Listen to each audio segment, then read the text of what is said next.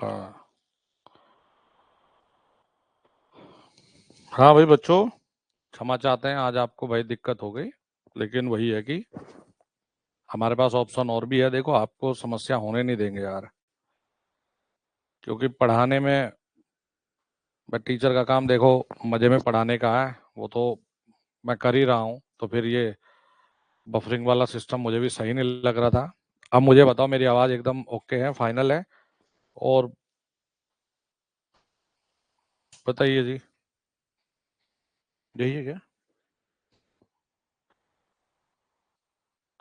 Pen है? बस ठीक है।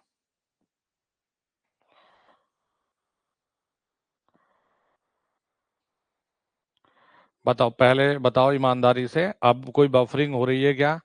पहले हम 2 मिनट यही चेक करेंगे भाई, बफरिंग हो रही है क्या? अब बताओ जी, बफरिंग तो नहीं है ना?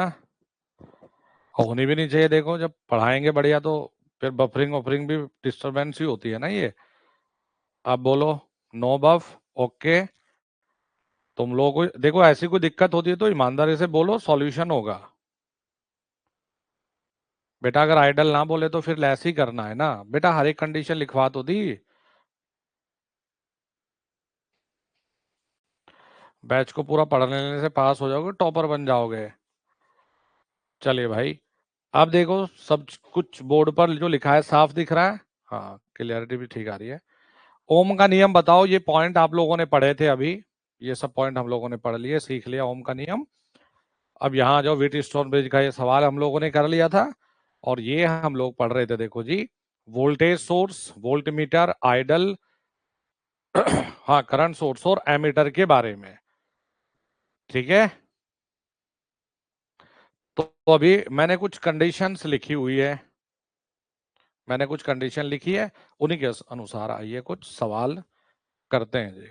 उन्हीं के अनुसार जरा कुछ सवाल लगाते हैं। तो देखो बच्चों, सवाल क्या क्या है। सबसे पहला सवाल है, अब एक एक लाइन में पूछ रहा हूं, आप सब लोग वन लाइनर। बैठ रहो बिट्टू जी, क्लास लगाने जा रहे हैं क्या?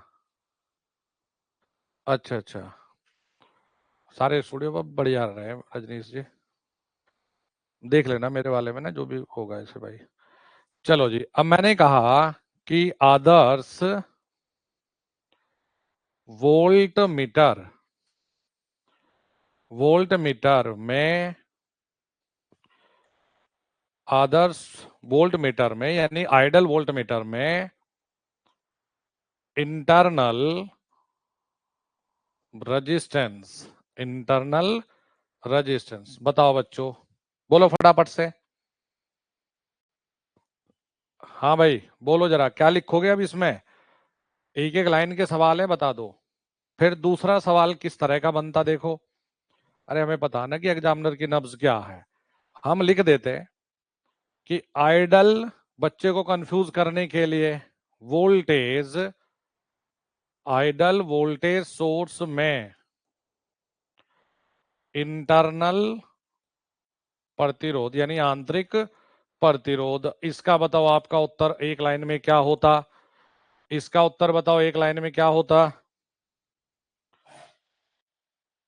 बहुत बढ़िया, ये हुई ना दमदार बात। नेक्स्ट प्रश्न देखो, इसमें क्या था? हमने कहा कि प्रैक्टिकली, यानी कि जो आइडल नहीं है, प्रैक्टिकली करंट स्रोत में आर आई एन को लिख देते हैं, बार बार पूरा लिखने के बजाय, आंतरिक प्रतिरोध, आंतरिक प्रतिरोध होता है। बोलो भाई, इसका उत्तर बताओ। प्रैक्टिकली मतलब जो आदर्श नहीं है। फिर देखो, आइडल नहीं लिख रहा, नॉर्मली लिख दे रहा है, वोल्ट मीटर का इंटरनल रेजिस्टेंस होता है। अब बताओ जल्दी से, मतलब अगर आइडल नहीं लिख रहा है तो प्रैक्टिकली वाले की बात कर रहा है, बताते रहो। फिर नेक्स्ट एक और सवाल अगर बने तो नेक्स्ट एक और अगर समस्या बने तो देखो क्या, कि आइडल करंट सोर्स में आंतरिक प्रतिरोध होता है। भाई इस तरह के सारे कुछ भी सवाल, अब ये सवालों के जवाब कहां से आएंगे, जो बच्चों पुराने पेज पे तुम्हें ट्रिक पढ़ा रखी है। चलो ये बात, आदर्श वोल्ट मीटर में इंटरनल क्या सिखाया है सर, अनंत पढ़ा रखा है। आइडल वोल्टेज सोर्स में इंटरनल वोल्टेज सोर्स अगर कहेगा तो सर जीरो हो गया। प्रैक्टिकली करंट स्रोत में तो बेटा करंट सोर्स यानी कि जो आइडल नहीं है हम कहते हैं उच्च होता है जी। क्या लिखेंगे, उच्च होता है। वोल्ट मीटर का इंटरनल रेजिस्टेंस देखो, इसका मतलब आदर्श नहीं लिख रहा है, तो हम क्या कहेंगे कि ये हाई यानी कि उच्च होता है। आइडल करंट सोर्स में आर आई एन होता है, बताइए जी। तो आप कहते हैं सर ये अनंत होता है, ये अनंत होता है। तो बेटा ये सारे के सारे वन लाइनर है आप लोगों के, एक एक लाइन में डायरेक्ट स्ट्रेट फॉरवर्ड सवाल पूछे जाते हैं। एक बार फिर से ये देख लो क्या लिखवाया है, कि अगर वोल्टेज सोर्स की बात हो, वोल्टेज सोर्स, तो इसमें आंतरिक प्रतिरोध श्रेणी में जुड़ा होता है और उसका नॉर्मली मान कम होता है। अगर ये कहे आदर्श के लिए बताओ तो इसमें जीरो हो जाता है। वहीं वोल्ट मीटर तो आंतरिक प्रतिरोध इसमें कैसे जुड़ा होता है, पैरेलल में जुड़ा होता है। और दूसरा आइडल वोल्ट मीटर में आंतरिक प्रतिरोध अनंत हो जाता है। इसी प्रकार करंट सोर्स, इसी प्रकार एमीटर। तो याद रखना वोल्ट मीटर वोल्टेज सोर्स अलग अलग होता है भाई, और करंट सोर्स एमीटर अलग अलग चीजें होती है। चलो जी, अब दो चीजें हैं बच्चों, दो नियम है हमारे पास, दो बेसिक नियम आ जाते हैं। एक है जी किरचॉफ करंट लॉ और एक होता है किरचॉफ का वोल्टेज लॉ। तो किरचॉफ करंट लॉ इसे कहते हैं हम लोग किरचॉफ जी का पहला नियम। इसे क्या कहते हैं, हम किरचॉफ जी का पहला नियम कहते हैं इसे, फर्स्ट लॉ। क्या कहते हैं बच्चों, फर्स्ट लॉ कहते हैं इसे। किरचॉफ जी का पहला नियम है केसीएल। और भैया ये है सेकंड लॉ, बच्चों ये है द्वितीयक लॉ, सेकंड लॉ, द्वितीयक लॉ, द्वितीयक नियम जी। तो अगर एग्जामिनर कहे भाई ये बताओ प्रथम नियम कौन सा है और सेकंड लॉ कौन सा है, तो केवीएल जो होता है किरचॉफ का वोल्टेज नियम, ये होता है बच्चों यहाँ सेकंड नियम। अब देखो जी कुछ चीजें बता रहा हूं, पहले क्या करना है भाई, इंपॉर्टेंट चीजें ये हैं कि जो किरचॉफ करंट लॉ होता है ये करता है आवेश संरक्षण सिद्धांत पर कार्य।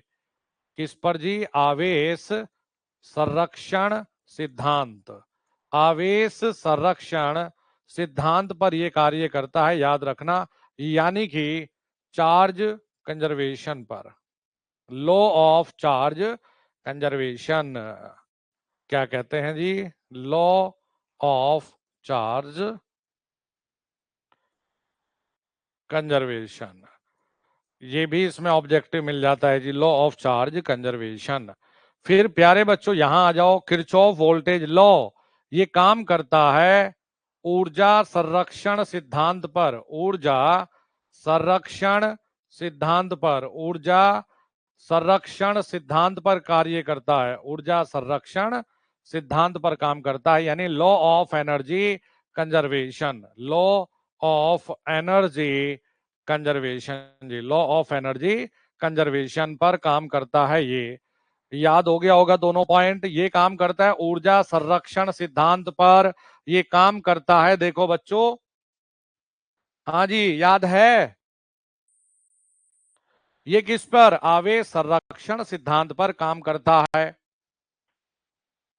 अब देखो बच्चों इसमें क्या कहते हैं, हम कहते हैं किसी भी, इसमें स्टेटमेंट दोनों के बड़े खास हो जाते हैं। देखिए इसका कहना क्या है कि किसी भी नोड पर आने वाले या आने वाली धारा का बीज गणितीय बीजगणितीय योग बाहर जाने वाली धारा के बीज गणितीय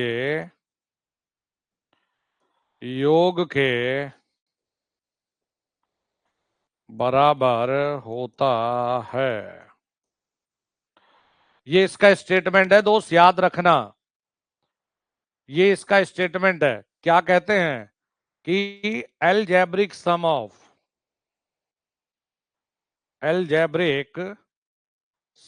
of incoming current is equal to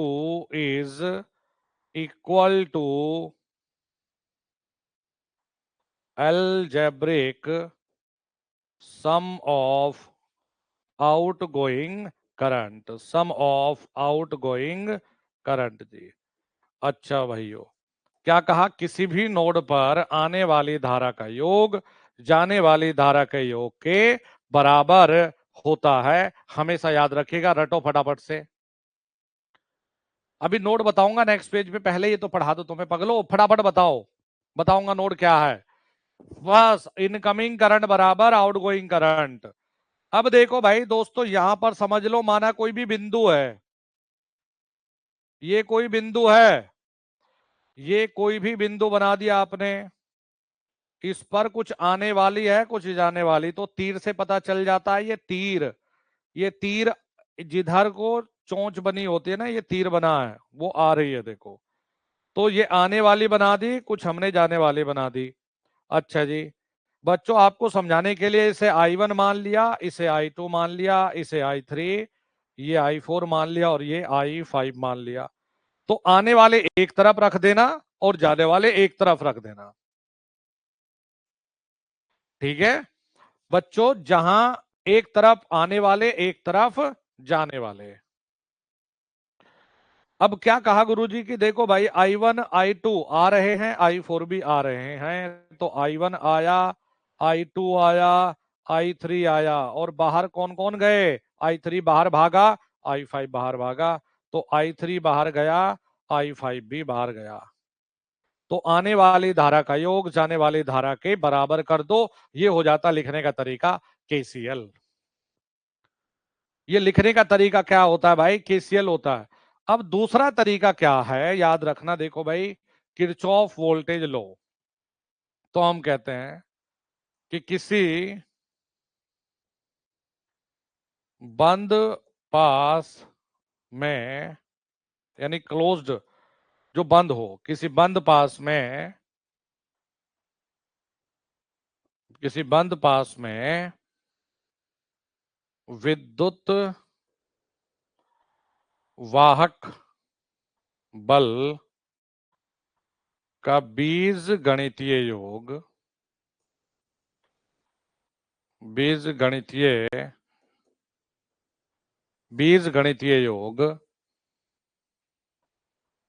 किसी बंद पास में विद्युत वाहक बल का बीज गणितीय योग उसी बंद पास में वोल्टेज ड्रॉप के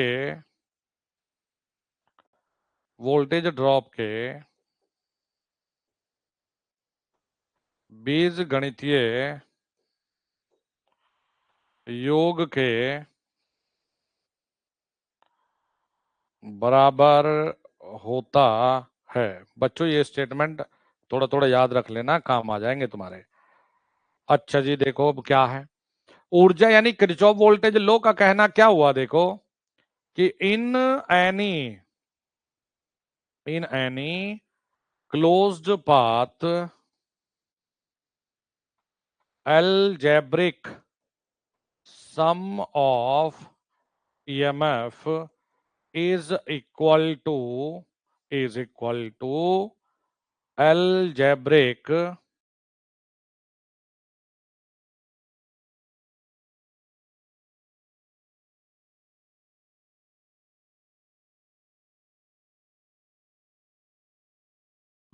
वाहक बल का बीजगणितीय योग अलग कर लेना। क्या हुआ? सही चल रहा है?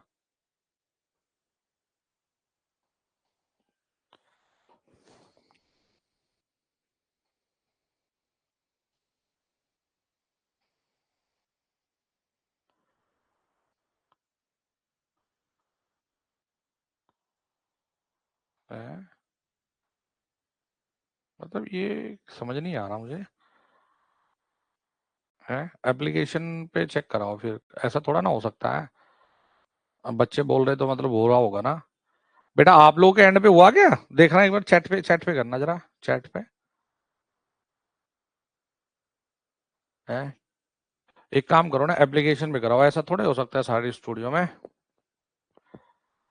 देखो बच्चों क्या मतलब हुआ इसका, इसका मतलब ये होता है दोस्त कि जितना ये होता है अलजेब्रिक सम, समेशन का चिन्ह होता है बेटा, इसका मतलब होता है टोटल योग। इसका मतलब है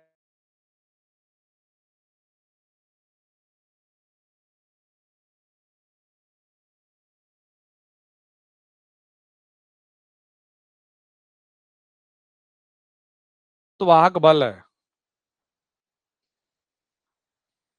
ये। हाँ ये फोटो ले लो, फोटो ले लो, फोटो ले लो।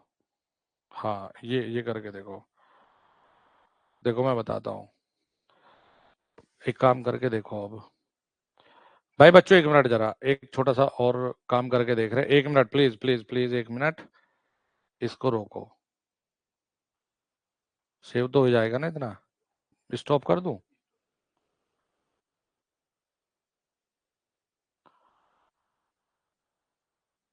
इसे हटा दूं? एक मिनट जरा बच्चों, एक मिनट रुको। डायरेक्ट ले गए? ठीक है अब देखते हैं। वीडियो बना लो इसके लिए, जब ये बच्चे कमेंट कर रहे हैं ना।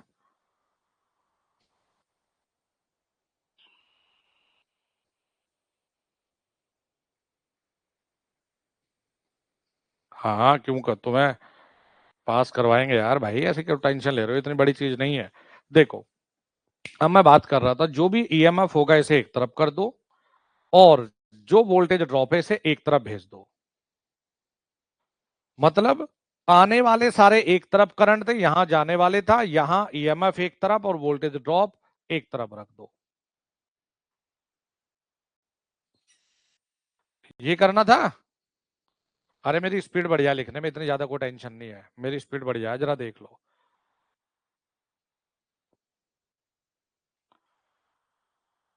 अब बताओ जी, ये पढ़ लिया। अब इसी पर आधारित कुछ ऑब्जेक्टिव थे। ऑब्जेक्टिव इन द सेंस, देखो किस प्रकार के सवाल आप लोगों को करने हैं, जरा ध्यान देंगे भाई, जरा ध्यान देंगे। आ जाओ। पहला सवाल है, पहला सवाल है, जरा बताना। ये दे दिया कोई बिंदु, नोड का मतलब होता है जहां एलिमेंट आपस में जुड़ते हैं, बिंदु समझ लो, क्योंकि इतना ज्यादा डिटेल एक्सप्लेन नहीं करने की जरूरत भाई तुम्हें। भाई बच्चों इस बिंदु पर इधर से आने वाली धारा 10 एम्पियर दे दी, ये इसे ईमानदारी से बताना है, कोई झूठ नहीं बोलेगा। अच्छा गुरुजी ठीक है, और भाई और बहनों इस तरफ से 5 एम्पियर कर दिया, और इधर से 2 एम्पियर कर दिया, इधर से 6 एम्पियर दिखा दिया, और इधर से मैंने कहा भाई यहां मुझे आई का मान बताओ। तो बताओ बच्चों आई का मान क्या होगा, बताओ जल्दी से, आई का मान क्या होगा? भाई जिसे टेस्ट सीरीज लगा रही, जाके टेस्ट मास्टर पे लगा लो, जो मर्जी करना है कर लो, जिसे जहां पढ़ना बढ़िया प्यार से पढ़ लो, मजा कर लो। ठीक है जी। कुछ तो ऐसे जिन्हें कुछ भी नहीं करना, लेकिन चाहिए सब कुछ। बेटा तुम लोग जो मेहनत कर रहे हैं तुम पढ़ लो, ये जो छिचोरी हरकत कर रहे हैं ना इनके हाल पे छोड़ दो। देखो जी, आने वाली धारा का योग जाने वाली धारा के योग के बराबर करना है, तो ठीक है गुरुजी। आने वाला क्या था? 10 आने वाला था नहीं बच्चों, गुरुजी 5 भी आने वाला था, तो ठीक है भाई 5 भी आने वाला है। ये आई भी आने वाला है कि नहीं भाई? गुरुजी बिल्कुल। बाहर जाने वाला कौन सा है? सर ये 6 है और ये 2 है बाहर जाने वाला, तो ये हो गया 15 प्लस आई बराबर में 6 और 2 8। तो आई का मान 8 इधर 15 इधर, धनात्मक से इधर लेके ऋणात्मक, माइनस के 7 एम्पियर। बताओ कर लोगे क्या भाई? इतना छोटा सा सवाल तो कर ही लोगे बेटा, इतना छोटा सा सवाल तो कर ही लोगे। ये हो गया केसीएल पर आधारित एक छोटा सा सवाल आप लोगों का। अब ये देखो, एक छोटा सा सवाल और दे दूं आपको। मैंने कहा एक एक परिपथ में नोड की संख्या 5 है। नोड की संख्या 5 है। एक परिपथ में नोड की संख्या, हाँ हाँ, 5 है। तो कुल केसीएल समीकरण कितनी होंगी? कुल केसीएल, अब सही चल रहा अब ना? है अभी बाद में नहीं आए ना? नहीं आए बाद में, अब सही चल रहा बिल्कुल।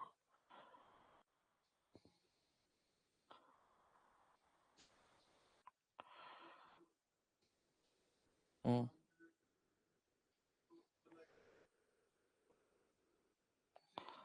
हाँ।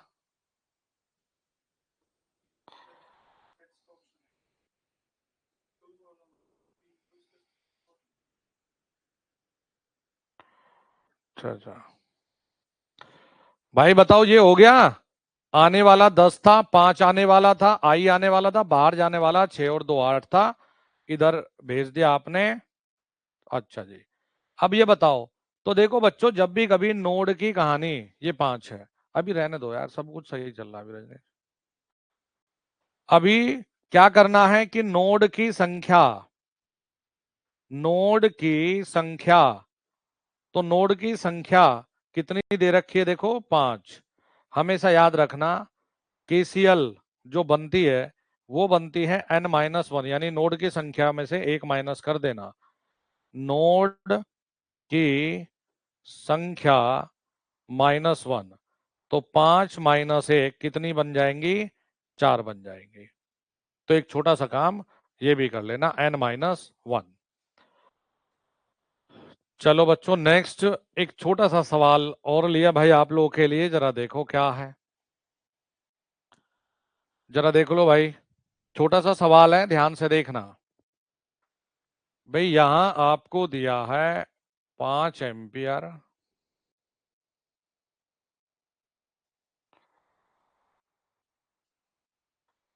यहां दे दिया 2 एम्पियर, यहां दे दिया 3 एम्पियर। आपसे पूछा है आई का मान ज्ञात कीजिए। आई का मान ज्ञात कीजिए, बताइए। बोलो जी, आई का मान बताइए।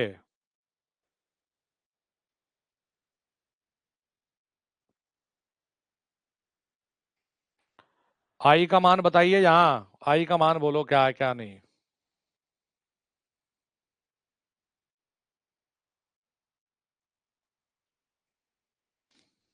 चलो देखो, आई का मान क्या हुआ कि गुरुजी हमने देखना था, ये 5 आया, 5 में से 2 तो इधर भाग गया, तो यहां आने वाला जाने वाले के बराबर लगाया तो 3 आ गया। अब 3 में से 3 तो इधर भाग गया, यहां क्या मिल गया हमें? आई का मान 0 मिला। आई का मान 0 मिल गया। क्या मिल जाएगा? आई का मान देखो, हमें मिल जाएगा यहां 0। चलो जी, नेक्स्ट देखो भाई। केवीएल किस सिद्धांत पर काम करता है? एक एक लाइन में बताओ अब। किस सिद्धांत पर कार्य करता है? केवीएल बताओ बच्चों, किस सिद्धांत पर काम करता है? फटाफट बताओ। बोलो जी, बोलो जल्दी से। केवीएल किस पे काम करता है बच्चों? केवीएल काम करता है ऊर्जा संरक्षण सिद्धांत जी, ऊर्जा संरक्षण के सिद्धांत पर काम करता है, ऊर्जा संरक्षण के सिद्धांत पर कार्य करता है, ऊर्जा संरक्षण के सिद्धांत पर कार्य करता है। नेक्स्ट बताओ जरा बच्चों, नेक्स्ट बताओ। देखो छोटी सी एक चीज बता रहा हूं मैं, ऊर्जा संरक्षण, ये छोटे छोटे बिंदु तुम्हारे दिमाग में सपने में भी सेट होने चाहिए, बता रहा हूं मैं जालिमो। ये छोटे छोटे चुनने चुनने से बिंदु है, ये सपने में भी सेट कर लो अपने दिमाग में, कुछ भी हो जाए चाहे, कि हमें ये गलत नहीं करना, कुछ भी हो। अब देखो एक छोटा सा सवाल करके देखो भाई, एक छोटा सा सवाल करके देखो। जैसे हमने ये कहा कि ईएमएफ और वोल्टेज ड्रॉप सदैव बराबर है, हमने कहा कि किसी सर्किट में, किसी किसी परिपथ में, किसी परिपथ में केवीएल लागू होती है। केवीएल कहां लागू होती है बताओ? तो आपको आंसर क्या करना है? केवीएल लागू होता है जी गुरुजी बंद पाथ में। किसमें मेरे बच्चों? क्लोज्ड पाथ में। किसमें? क्लोज्ड पाथ में। किसमें होता है? क्लोज्ड पाथ में लागू होता है। इतना बताओ फटाफट से, किसमें होता है? क्लोज्ड पाथ में बंद होता, मतलब लागू होता है, हमेशा याद रखना है। आइए जरा साहब, तनिक आ जाओ, आ जाओ जरा। अब सब लोग आंसर करेंगे फटाफट से, तूफानी वे में। मैं उत्तर चाहता हूं अब सबसे। देखो भाई, ये बेटा 10 ओम है, ठीक है गुरुजी, कोई दिक्कत नहीं है। ये 5 ओम है, ये भी 5 ओम है।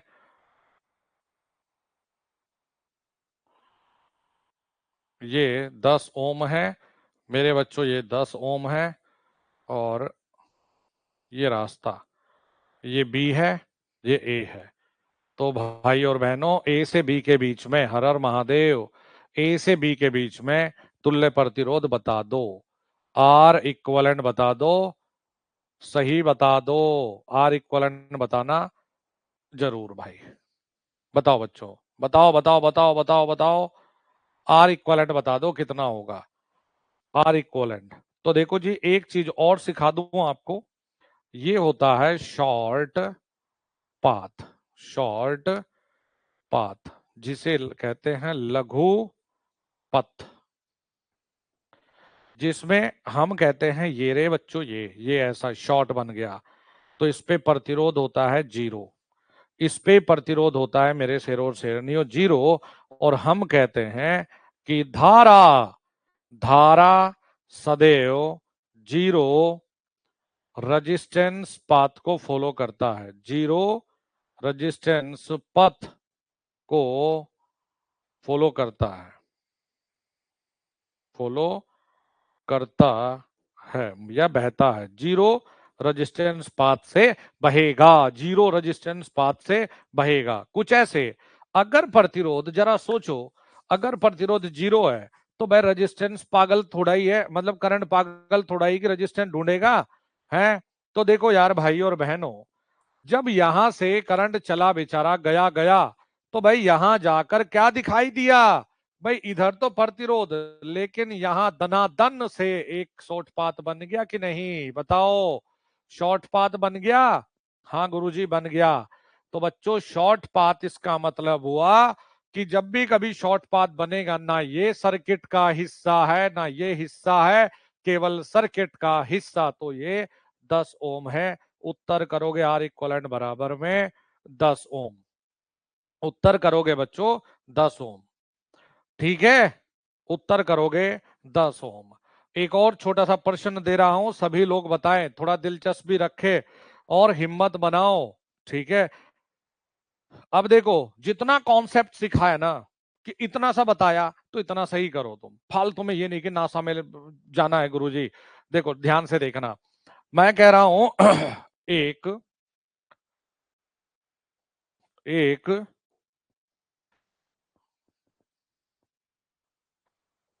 चालक का प्रतिरोध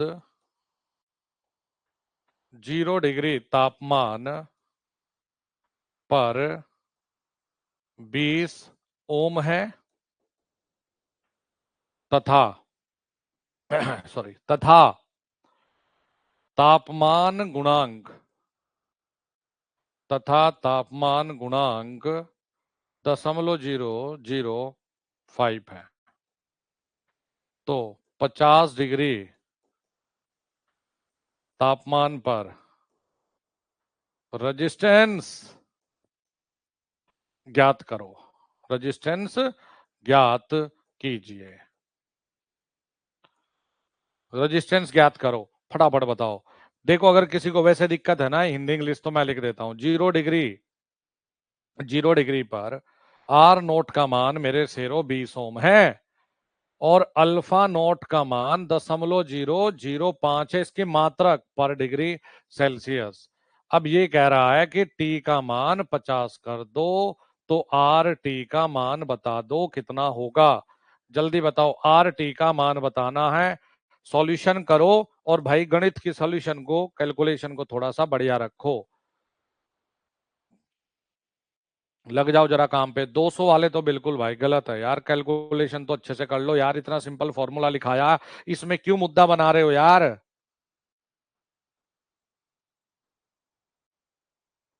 यार ये रहा ना 0 पर आर नॉट, ये रहा ना। ड्रामा क्यों बना रहे हो भाई खुद का, कि ऐसे नहीं हो पाएगा, ये नहीं हो पाएगा। इतना एक्सक्यूजेस क्यों है। अरे सिंपल डाटा लिखा दिया, 0 आर नोट है, अल्फा नोट दे दिया, टी दे दिया, आर टी बताना है यार भाई। इसमें क्यों मुद्दा बना रहे हो यार। तो सिंपल सवाल क्या है, आर टी बराबर R nought 1 plus alpha nought T. इसे फूक दो। इसे कर दिया। सर आर टी बताना है, आर नोट कितना है 20, 1 प्लस अल्फा नोट दे रखा है 0.005 गुणा टी का मान कितना है सर 50 दे रखा है। तो अब कितना हो गया 20, 1 प्लस में देखो जो 1 0 0 5 पंजे 25, 3 के बाद ये हो गया, लगा लो। तो ये हो गया 20 गुणा 1.25 जी। 20 को 1.25 डीसी सर्किट की दूसरी क्लास में सब अच्छा ब्रांड लिया करो, जो उतर जाए, नशा उतर जाएगा तो होश आ जाएगी। तो उत्तर आना चाहिए था देखो 25 ओम। और कुछ बच्चों ने दिल जीत लिया, बहुत बढ़िया दिया। जो लोग टाइम से, तो उन्हें पता है कि दूसरी क्लास और तीसरी ये एक ही क्लास है। बताओ भाई बच्चों, इतना हो जाएगा। अब सिंपल आपको ये बताया, कसम खा के बता रहा हूं दोस्त, अगर ये आएगा टेम्परेचर वाला तो यहां से यही आएगा और कुछ नहीं, यही आएगा, मतलब यही आएगा और कुछ नहीं आता, और कुछ नहीं आता। और सिंपल कल भी ये करवाया था और आज भी, कल भी करवाया और आज भी। देखो जी, अब थोड़ा सा एक्स्ट्रा बिंदु है, एक्स्ट्रा बिंदु है, एक्स्ट्रा पॉइंट। और ज्यादा नहीं, बस 2 बिंदु कराऊंगा, 2 बिंदु कराऊंगा। देखो भाई, सिर्फ 2 बिंदु। देखो अब नहीं कर रहा ना यार भाई, अब नहीं कर रहा ना। देखो बफरिंग बफरिंग, अब झंझट खत्म हो गया, अब बढ़िया चल रहा है ना। मैं इसका जुगाड़ समझ गया क्यों कर रहा था ना।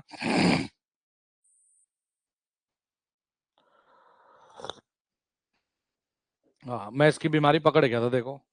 अब तुम्हें पता, देखो इंजीनियर तो हम, कुछ भी जुगाड़बाजी फिट कर देंगे। नजर तो नहीं लग गई किसी के।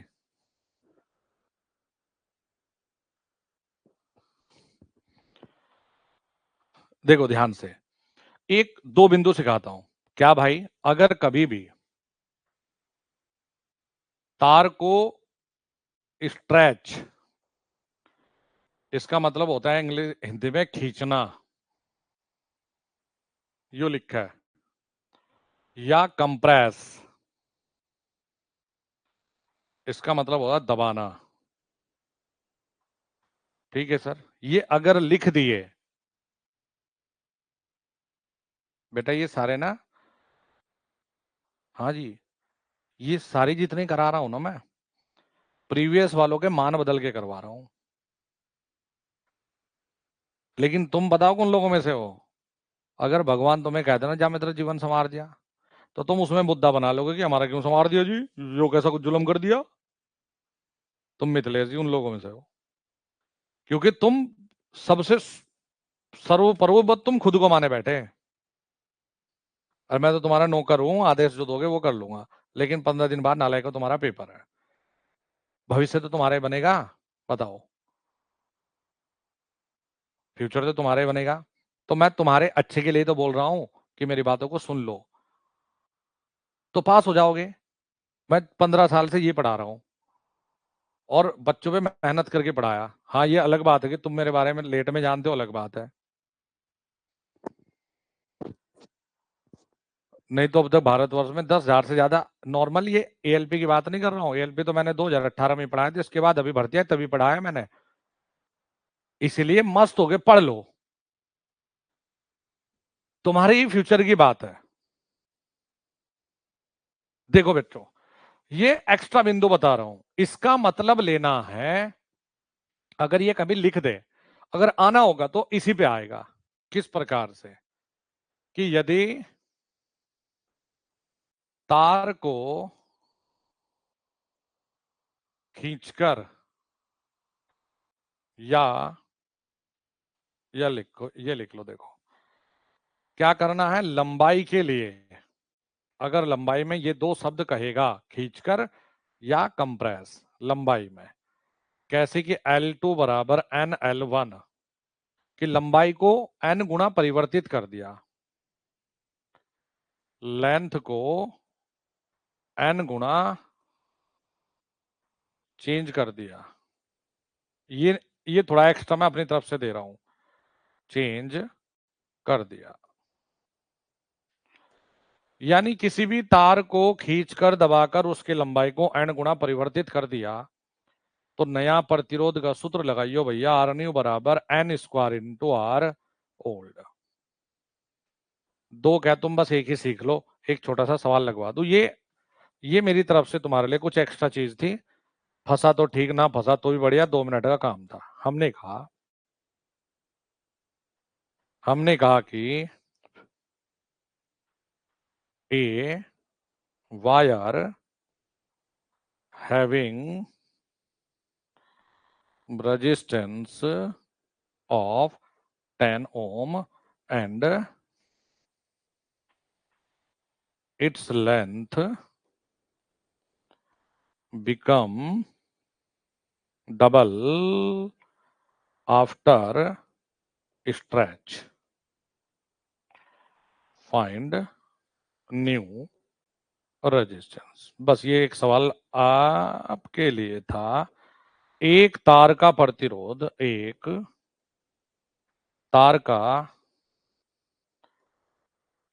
का प्रतिरोध 10 ओम है। भाई ठीक है, यदि खींचकर इसका प्रतिरोध, सॉरी, खींचकर इसकी लंबाई डबल कर दें, दोगुनी कर दें, डबल कर दें, तो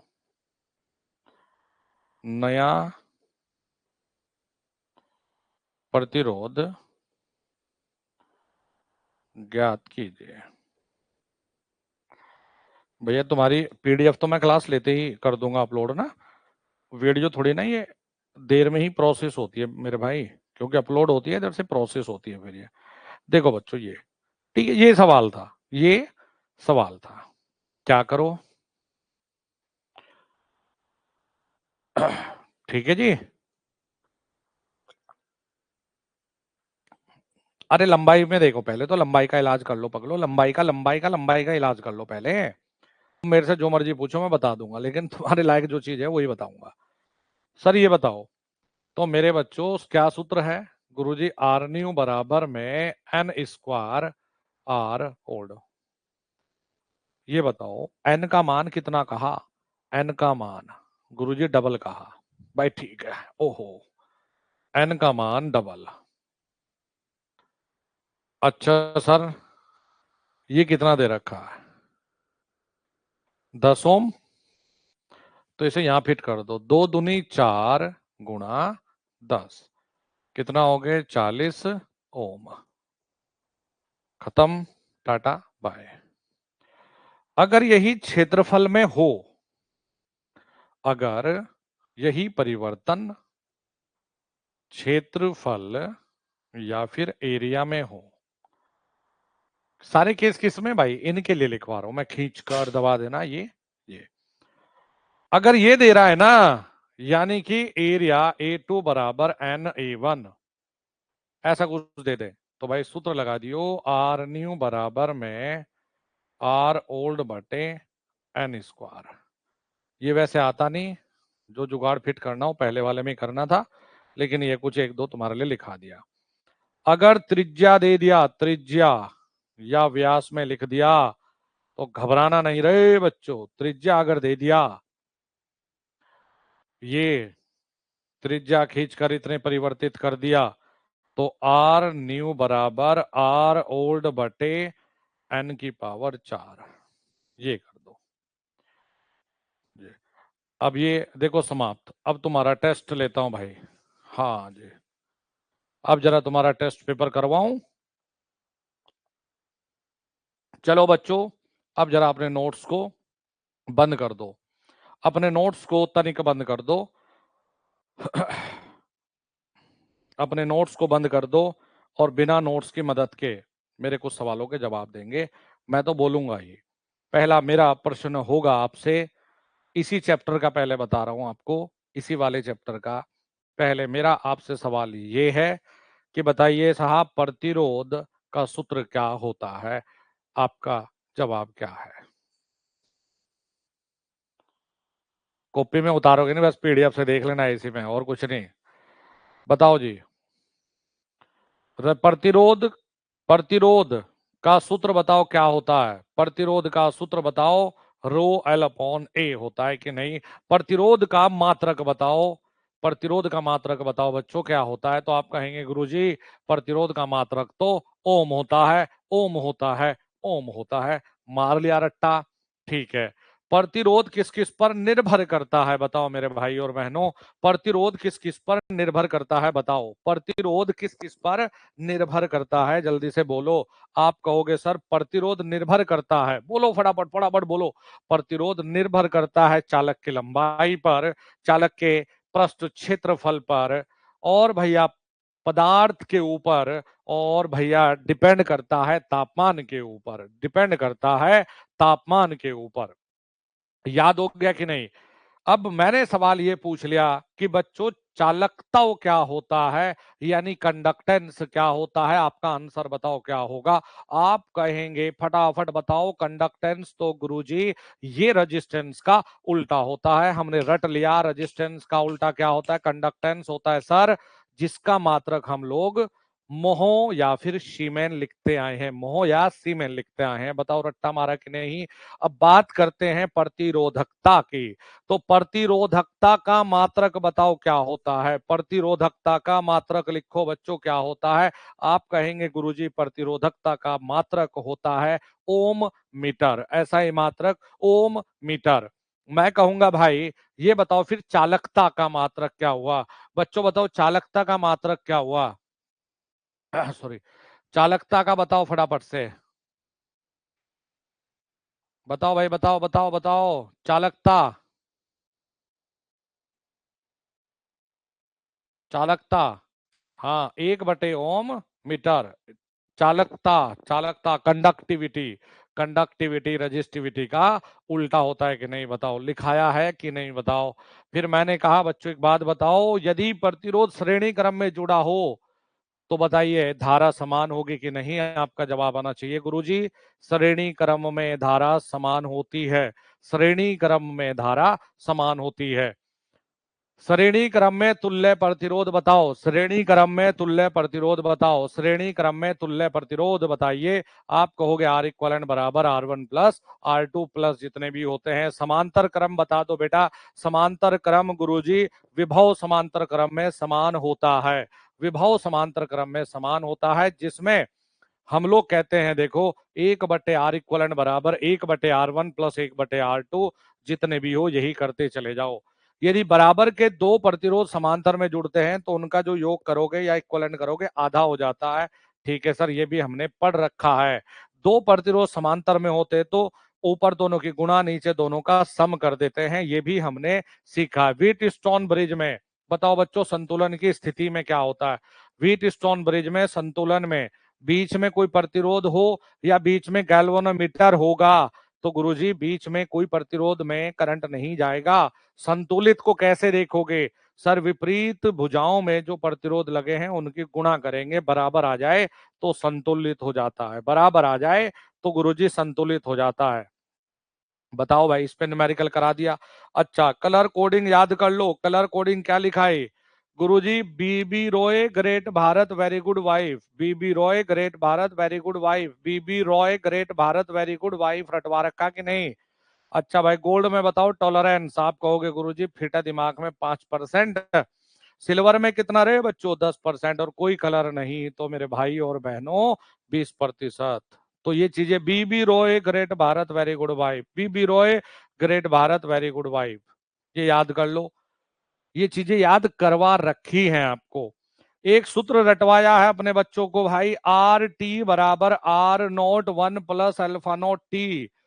आर टी बराबर R0 यानी R01 plus alpha nought T. Alpha का मात्रक बता दो, तापमान गुणांक का मात्रक बता दो। आप कहोगे प्रति डिग्री सेल्सियस। मैं कहूंगा बच्चों धनात्मक तापमान गुणांक से क्या समझते हो? आप कहेंगे गुरुजी धनात्मक तापमान गुणांक का तात्पर्य होता है टेम्परेचर बढ़ने से प्रतिरोध का बढ़ जाना। ये किस में पाया जाता है गुरुजी? ये कंडक्टर में पाया जाता है। सेमी कंडक्टर में निगेटिव टेम्परेचर कॉफिशिएंट होता है, सेमी कंडक्टर में निगेटिव टेम्परेचर कॉफिशिएंट होता है, सेमी कंडक्टर में निगेटिव टेम्परेचर कॉफिशिएंट होता है। और इंसुलेटर में भी निगेटिव टेम्परेचर कॉफिशिएंट ही पाया जाता है। मैं कहूंगा बच्चों कुछ पदार्थ के नाम बताओ जिनमें जीरो टेम्परेचर कॉफिशिएंट पाया जाता है। तो आप कहोगे गुरुजी हमने ढूंढ लिए, मैग्नीन और कॉन्स्टेंटन। मैग्नीन और कॉन्स्टेंटन में जीरो टेम्परेचर कॉफिशिएंट पाया जाता है। याद है? याद है? मैग्नीन और कॉन्स्टेंटन का ही मतलब यूरेका होता है, कॉन्स्टेंटन का ही मतलब यूरेका होता है। ठीक है, कॉन्स्टेंटन का मतलब ही यूरेका होता है, ये सिखाया। केसीएल का मतलब बताओ बच्चों, बताओ केसीएल से क्या चीज समझ में आई? तो आप कहना गुरुजी केसीएल का मतलब था आने वाली धारा का योग जाने वाली धारा के योग के बराबर होता है। सर आने वाली धारा का योग जाने वाली धारा के योग के बराबर होता है गुरुजी। आने वाली धारा का योग जाने वाली धारा के योग के बराबर होता है। केसीएल प्रथम नियम है किरचॉफ का, जो कि आवेश संरक्षण के सिद्धांत पर कार्य करता है। सर आवेश संरक्षण के सिद्धांत पर काम करता है, सर आवेश संरक्षण के सिद्धांत पर काम करता है। बच्चों जब आप लोग कहते हो गुरुजी केवीएल बताओ, ये किरचॉफ जी का दूसरा नियम है। ये किरचॉफ का कौन सा नियम है? दूसरा नियम है। बताओ दूसरा नियम है कि नहीं? ये ऊर्जा संरक्षण के सिद्धांत पर काम करता है गुरुजी, ये ऊर्जा संरक्षण के सिद्धांत पर काम करता है। बताओ भाई, ये ऊर्जा संरक्षण के सिद्धांत पर काम करता है। अब हमने कहा कि बताओ बच्चों केवीएल का मतलब क्या? तुम कहोगे गुरुजी जो भी हमारे पास वोल्टेज ड्रॉप होती है उन्हें एक तरफ रख देंगे, जो भी हमारे पास विद्युत वाहक बल होता है उसका योग करके एक साइड में रख देंगे।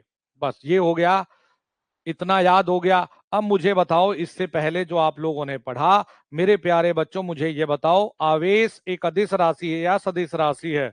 बताओ जी, आवेश एक अदिश राशि है या सदिश राशि है? आवेश एक अदिश राशि है या फिर सदिश राशि है? आवेश एक अदिश राशि है या फिर एक सदिश राशि है? तो आप कहेंगे गुरुजी आदेश आवेश होती है अदिश राशि, स्केलर। फिर ये बताओ कि एक कूलाम आवेश में कितने इलेक्ट्रॉन होते हैं, जल्दी बताओ। एक कूलाम आवेश में कितने इलेक्ट्रॉन पाए जाते हैं, जल्दी बताओ, सेकंडों में बताओ, नहीं तो सर फोड़ दूंगा तुम्हारा मैं। बताओ, एक कूलाम आवेश में कितने, 6.25 गुणा भी लिखो, 2 5 की कोई टेंशन नहीं, 6 भी लिख दोगे मैं मान जाऊंगा, गुणा 10 की घात 18 होते हैं, गुणा 10 की घात 18 पाए जाते हैं। अच्छा जी, धारा एक स्केलर क्वांटिटी है, क्या लिखते हो, आई बराबर क्यू बाई टी, आई बराबर क्यू बटे टी।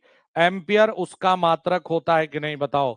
सर हमने तो एम्पियर तो मात्रक पढ़ाई, लेकिन हम गुलाम बटे सेकंड भी पढ़ के आए गुरुजी, टेंशन नहीं है, गुलाम पर सेकंड भी पढ़ के आए हो, बताओ बताया है कि नहीं। हाँ बच्चों, ये बताओ, धारा घनत्व क्या होता है, आप कहोगे धारा घनत्व होता है आई बटे ए, धारा घनत्व होता है आई बटे ए, धारा घनत्व होता है आई बटे ए। ये एक वेक्टर है, वेक्टर है, वेक्टर है, धारा घनत्व वेक्टर है, धारा घनत्व वेक्टर है, धारा घनत्व वेक्टर क्वांटिटी होती है। ठीक है बच्चों। हाँ अब देखो भाई, अब देखो तुम्हें एक चीज और लिखा दूं भाई, क्या होता है, हमने पढ़ा है ओम का नियम, हमने पढ़ा था ओम का नियम जी, कहाँ पढ़ा था, ये पढ़ा हमने ओम का नियम पढ़ा था।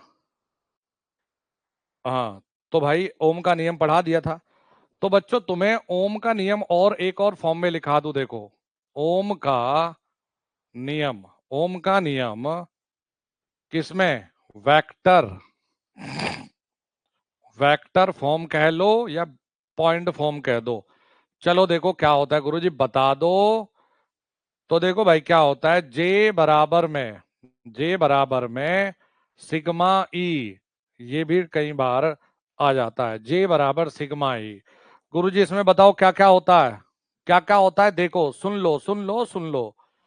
जे तो होता है धारा घनत्व, यानी कि current density, current density, current density बताओ होती है कि नहीं रे बच्चों।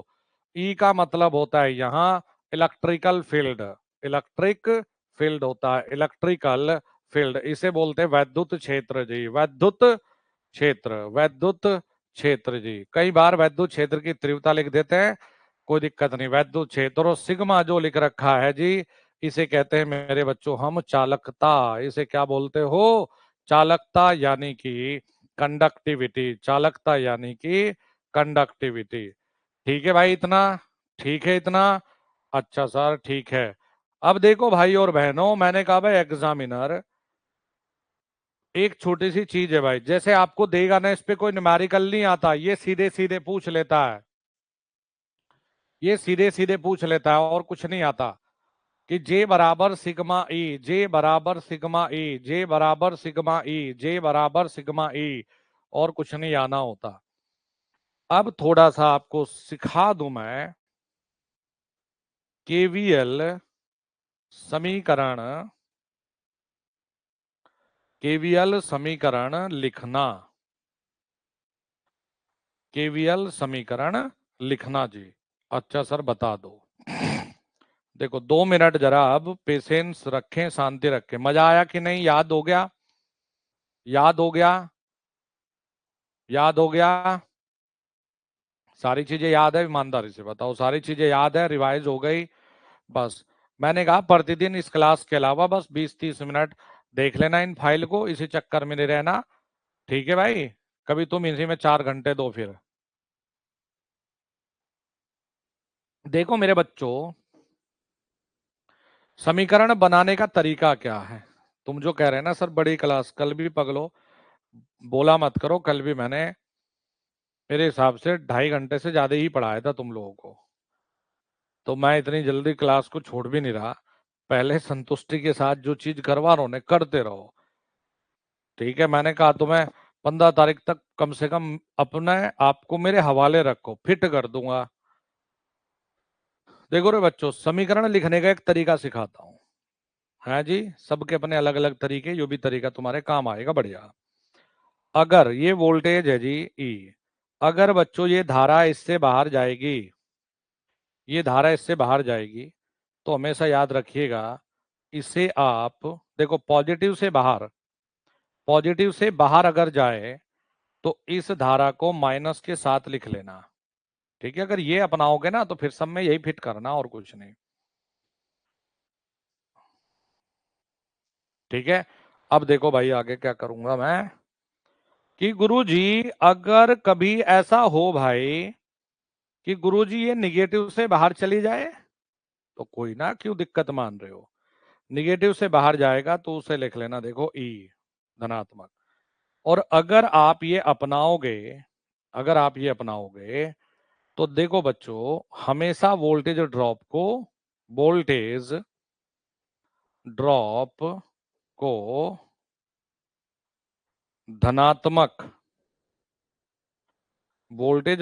को धनात्मक चिन्ह के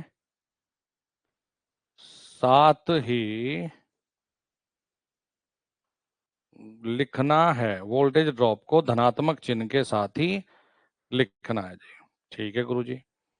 वो क्या होता है जी वोल्टेज ड्रॉप? अरे पगलो, मैंने सिखा तो रखा, IR वोल्ट, ये वोल्टेज ड्रॉप होता है, ये वोल्टेज ड्रॉप होता है। ठीक है भाई।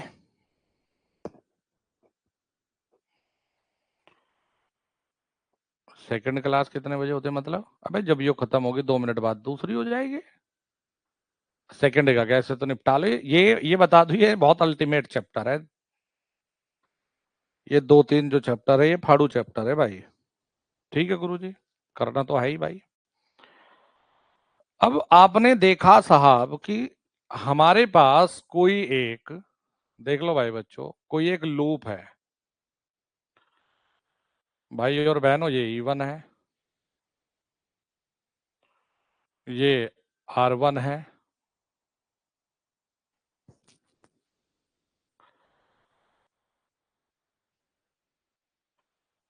ये E2 है, ये R2 है, ये E3 है।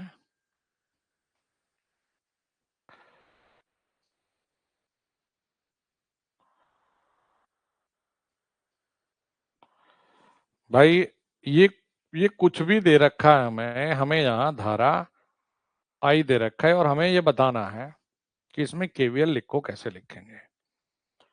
तो देखो जी, करना क्या है, कहीं से भी शुरू करो, प्लस में भाई कोई चीज इधर लिख लो इधर लिख लो, कोई फर्क ना पड़ता। इस पॉजिटिव से बाहर लोगे, गुरुजी -E1 लिखते हैं क्योंकि पॉजिटिव से बाहर गया है।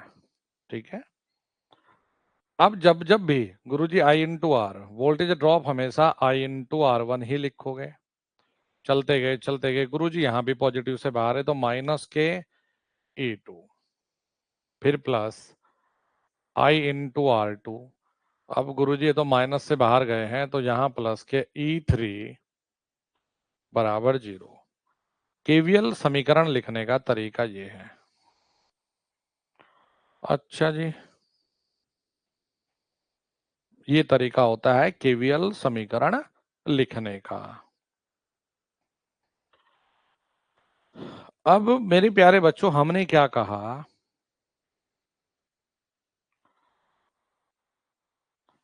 हमने क्या लिखना है। देखो मैंने एक छोटा सा न्यूमेरिकल दिया, तो मैं एक चीज बतानी और दिल में है मेरे। हमने क्या काम कर दिया, हमने यहां पर लिख दिया R का मान 2 ओम।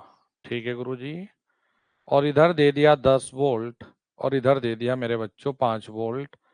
और भाई मैंने ये धारा पूछ लिया आपसे। ये इतनी छोटी छोटी चीज बता रहा जो एलपी में सीधे सीधे आ जाती है। तो देखो जी क्या करना है, अब आपको हमेशा याद रखना है कि धारा जहां से स्टार्ट होगी वो वोल्टेज लेना है सेम चिन्ह के साथ, और धारा जहां पर एंड होगा वो लेना है अपोजिट चिन्ह के साथ। अरे वाह, बढ़िया, गुड। तो I बराबर में, ये बताओ शुरुआत कहां से करी है? गुरुजी 10 से करी, 10 से। I बराबर में V बटे R, यानी कि I बराबर में विभवांतर बटे में प्रतिरोध सिखाते हैं। हाँ गुरुजी। तो I बराबर विभवांतर यानी 10, कहाँ खत्म हुआ रे? 5, प्लस पे हुआ है तो -5 बटे 2। क्या कर दिया? 5 बटे 2 यानी कि 2.5 एम्पियर। उंगलियों पे हल कर लेना इस सवाल को। हो गया?